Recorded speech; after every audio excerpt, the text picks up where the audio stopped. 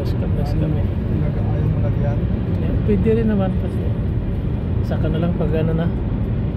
Yung bahay na namin. Ito nga pala yun. Hanap ka to, 3 years na lang, no? 3 years na, 3 years. 3 years lang tayo.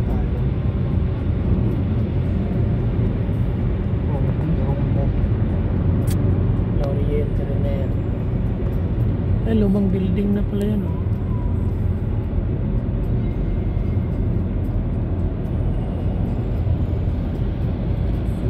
Pont de Quebec. In 600 meters, use the right 2 lanes to take the Autoroute 73 Sud ramp to Autoroute 20 Sud, Pont-Pierre Laporte Sud.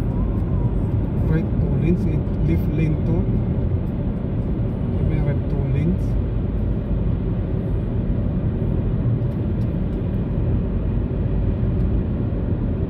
Ito dito yung right 2 lanes dito. Use the right 2 lanes to take the Autoroute 73 Sud ramp. Right 2 lanes. Right 2 lanes, ito yung right 2 lanes. Pont de Quebec. Continue on Autoroute 73 Sud for 4 kilometers.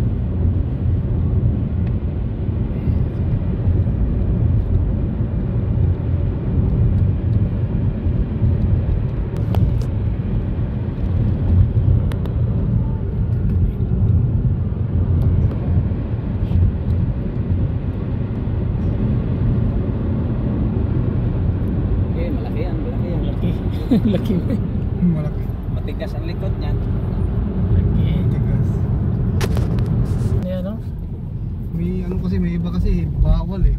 Oo nga, bawal. Ibang Si Mark, nagpalipad sila ng drone dito. Ang laki kasi na to, dapat GoPro talaga. Sabi bili mo yung ano, yung GoPro. may stabilizer, DJI Ah. na stabilizer. Ano yan, yung gimbal? Oh, yun, gimbal. Yun, gimbal ba yan? Hindi ito gimbal. Yun, yung gimbal parang di magalaw. Ganda yun. Yung bilhin mo sa Kaso nga lang, pag nagpa-vlog ka sa yung sa looban, parang ano, yung laki, dapat talaga yung GoPro pang vlog. Yan, ganyan. Malaki eh. Yan, si Atam mo. Si Atam. Kus Atam. Ay, bye. Kita ka sa vlog. Vlog. Ay, kinulungo mo yung vlog ba?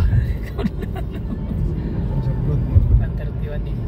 Doon ka na, mamaya lipat ka na sa ano pa. Diretso na yan. Para hindi ka malangan ka. Pwede naman. Kasi pag, pwede rin naman dito, mas ano, pabor doon sa ano ito.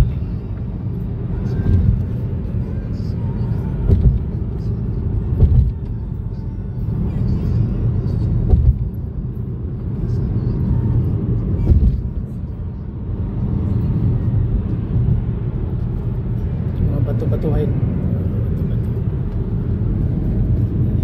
Dapat pala yung oh, yan yung River de Lo, pang Montreal sa kabila. Huwag kang lumagpas.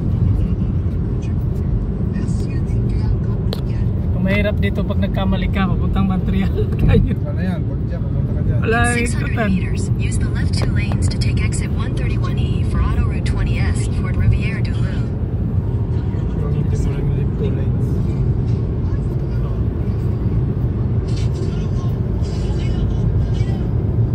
Use the left 2 lanes to take exit 131E, then use the left 2 lanes to take the Autoroute 20S ramp. Kasi ito pang US na yan, Montreal eh. Pwede na pa rin pala mag-US dyan, no?